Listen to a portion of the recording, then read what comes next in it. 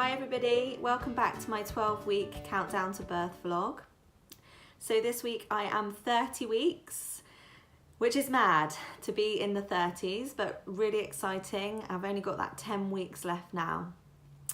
So since my last vlog where I was boasting all about how well I was feeling and how much exercise I was doing and going jogging, the very next morning, as I was walking back from the shop to go and get some nice snacks for my lovely Devon Mama clients who I was about to teach, I just literally fell over in the middle of the street and ended up breaking my foot. So my pregnancy and everything to do with it has completely changed in the last 2 weeks. So it's a bit of a nightmare, to be honest. I can't really walk and haven't been able to walk, but it's just starting to feel a little bit better now, and I'm able to take that. I had like one of those giant boots, which was really, really uncomfortable. And because I was kind of lopsided, it was actually giving me a lot of pelvic pain because obviously I'm pregnant and I've got the baby weighing down on me. So I'm now allowed to wear a sturdy shoe, so I can wear Converse around the house. So that's one thing, which is good. I'm not allowed to drive for about 6 weeks, so I haven't been able to get out to do the school run, to go for walks or walk the dog or anything like that. So it's been driving me a little bit insane. But my lovely partner got me a wheelchair, which did give me some freedom, but you soon realise how everybody starts to take the mick out of you and reference Little Britain, which isn't a great combination when you're pregnant and emotional. So I've just sort of been in it, travelling around town, and then I'll just start crying because I'm just emotional and I hate being in it and I can't see the things that I want to see. So that's not been very nice, but it is nice to get out and about. So hopefully I'll be on the mend with that soon. I just need to take it really easy because obviously I do not want to have any problems with this running up to the birth and when I have the baby. So I'm lucky I was 28 weeks and not 38 weeks, thank God, because I don't know what I would have done at that point. So as far as my hypnobirthing practice goes, I am actually practicing and I am doing things that I should be doing. Obviously, I've had a little bit more time to be, you know, at home and be relaxed, seeing as I can't go out. So the first thing that I actually did was I wrote my own birth story out. So this is an exercise that I teach for my groups, and I think it's really, really beneficial. So I've just literally written out my birth story as if it's already happened, and this is just a really positive exercise for me to relate to my birth and hope that that fantasy will actually become a reality. So I read back over that birth story. So that's something you can be doing. That's probably one of the first things that you can do if you are pregnant and preparing in doing hypnobirthing. And I'm also now listening to some guided meditation before I go to bed at night. So I've got ones that obviously I supply with my course, but then I've got other ones that I listen to as well, depending on what kind of mood I'm in, and I'll just put them on before I go to bed, and both me and my partner will listen to those. I'll also use an aromatherapy room spray. So I've got a spray that you can spray on your skin, on your pillow, or in the room, and it's a lovely lavender one which obviously aids relaxation. So whenever I do that, I will spray that around, and that's lovely. Or I might listen to it when I'm in the bath, and I'll use a lavender essential oil in the water, and it's just creating that positive association of that smell to that relaxation. So when it comes to labour and birth, I can use that fragrance, I can use that essential oil, and then I'll be instantly linked back to that relaxation and how I felt when I was preparing. I love lavender. There's various different things that you can use. There are some essential oils that you do have to avoid during pregnancy. But if you have any questions, then please do just message me and I can give you a little bit more detail on what those are. So I'm also practicing my breathing. So there's two general types of breathing when it comes to labour and birth. And one of the ones that we teach through my course is called the 5-4-3-2-1 relaxed breath. And this is just a really, really good breath to learn. It's great for anything to do with, you know, relaxation and getting rid of anxiety in general, not just with pregnancy. So how you do this breath is you take a nice, deep, relaxing breath in. And when you breathe out, 5, 4, 3, 2, 1, relax. So it's just a really, really relaxing breath. So I'll just do a couple of those now. So breathe in.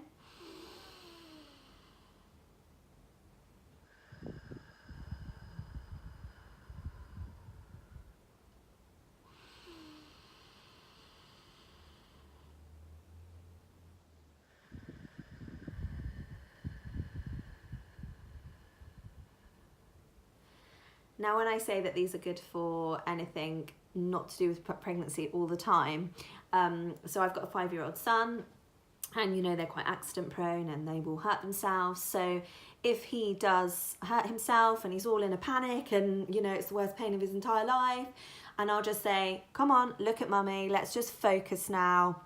Let's do the 5-4-3-2-1 breath. And he says, okay, mummy.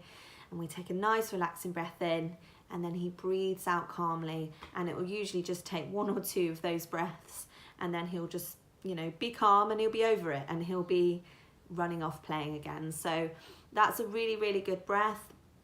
That's a general breath for hypnobirthing. You can use that in between surges or any time you just want to reduce anxiety or stress. And of course, you could use this during surges as well. There'll be nothing wrong with using this breath all the way through, because it just aids that deep oxygen. I don't know why I'm going to try and say that. It enables you to, you know, have lots of oxygen, that deep breath getting down to the uterus. So it can't be a bad thing. So I will talk about another breath that we use, which I am practicing now for use between surges. And this is a more kind of controlled breath. So it's, you know, for that stage where things are, you know, heating up and things are becoming a little bit more, you know, you've got more pressure and you've got more feeling there during your surges. So one way to think of it is, which I like to use, is thinking of a wave coming in and out. It fits nicely with your surges, which kind of, you know, come in and then they peak and then they drop off again. So if you can imagine you are having a really deep breath in, you're pausing at the throat, and then you're having a really big deep breath out, then this is the breath. Okay, so we'll start by breathing all the way in. Pause.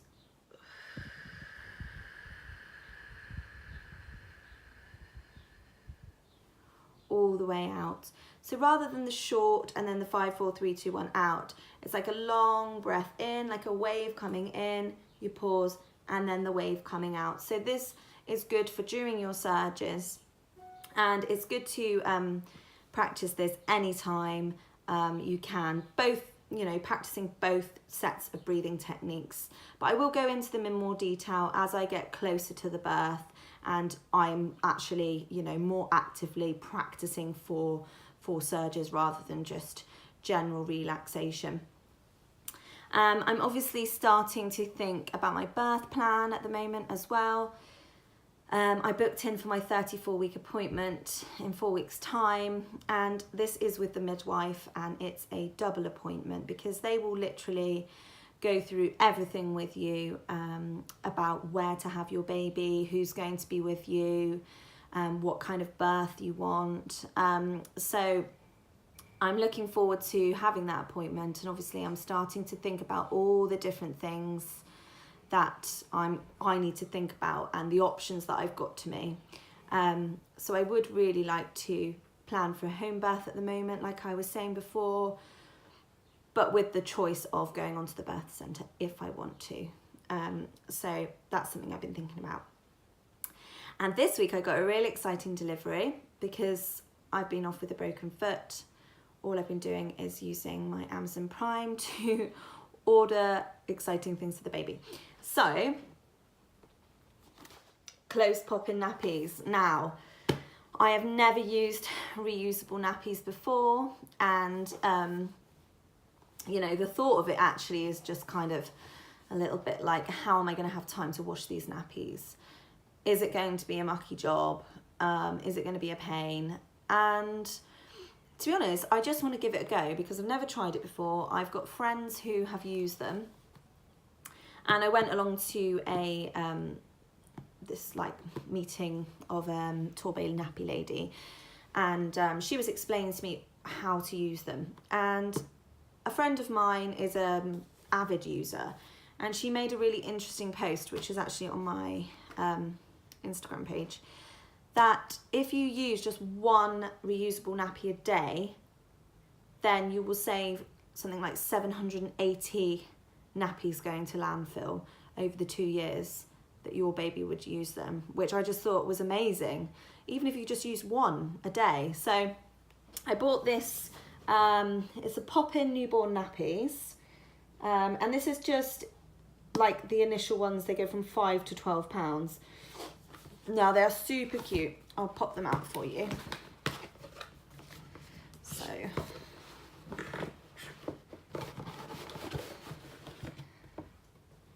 essentially you get these lovely little sort of outer casings, and they just look so tiny. So these are newborn ones, and they're obviously adjustable to the size. So you get this kind of like outer casing, which is wipeable on the inside, and then it has these little Velcros. Then you get these little inner absorbent pieces to put on the inside. So one of the sides is organic bamboo that will go next to the child's skin, and then the other side is more of a synthetic side. There's like a little popper. So inside the nappy here, I am not an expert by any means on this, so if I'm doing something wrong, let me know. So you just pop this inside here, and that tucks neatly inside there. Then this other end, sorry, I'm doing this in the air, so it's a little bit difficult. So the other end pops inside like that. So you can see that's the inside. And then you just pop a nappy liner in there. I haven't got any of those yet. And then obviously it just does up like so, and it's so super cute. It's not bulky at all, and then it's got sort of two inner stretchy bands, which are really comfortable and really good for keeping baby dry and not having any leaks. So these are by Close, and they're called the Pop-In Nappy, and they're a newborn. Now they do a birth to potty nappy, which has got like poppers on it, so it adjusts, and it can go obviously from quite small to quite large. Now when I went to speak to the nappy lady, she did say that obviously when it's completely poppered down for a newborn, it is actually quite bulky. It's a lot more bulky because that fabric essentially is still there. So I thought I would, you know, spend the money and buy these newborn nappies, just so I know I've got a nice little snug fit for baby. I mean, up until £12, I mean, mine have been £6 and £7, so it took them quite a while to get to £12, so I should get quite a lot of use out of them. Plus my sister is pregnant and due in October, so I'm going to be an auntie, so I'll be able to pass them on to her. So they will get used. And then if I, you know, do well with it, then I will move on to the birth to potty nappies. So in that pack, I got 6 of the outer casings in these beautiful colours, which are lovely. 6 of those. And then you get 10 of these liners to go inside as well. I also bought, this is kind of like a nighttime what do they call it? Booster. So obviously that's thicker and more absorbent, and you just literally put that around that one. But I mean, I'm probably going to combine and use some nappies and then use these as well until I see how I get going and see whether it's for me. But I was really excited to receive them. I'm completely covered in fluff now. But yeah, they're lovely. My daughter was after them straight away to use on her dolls. So that's where we're at this week. Bump doesn't seem to be getting too crazy over the last 2 weeks. I think that's because my partner's been cooking for me and he's extra healthy. So I haven't been able to get up and access the snacks and bad foods that I sometimes crave. So I'll show you my bump now. I'm able to stand up. So this is, just move that slightly, 30-week bump. So growing nicely. Always looks a bit wider in these stripes. I don't know why I put those on. But yeah, feeling good. I was having mega itchy skin last time I did a vlog, and that seemed to have been from extra growing, but I haven't had that for a couple of weeks, so maybe baby's just sort of evening out. But obviously I've been still using the oils and things like that. So I have got, let me look up at my board. I'm teaching now May and June before maternity. So my next class is the 25th and 26th of May. If you wanted to book onto that, then please do go onto my website, www.devonmama.co.uk, or if you have any questions regarding hypnobirthing or pregnancy or whatever it might be, then please do just get in contact with me. Have a lovely weekend. Thank you. Bye.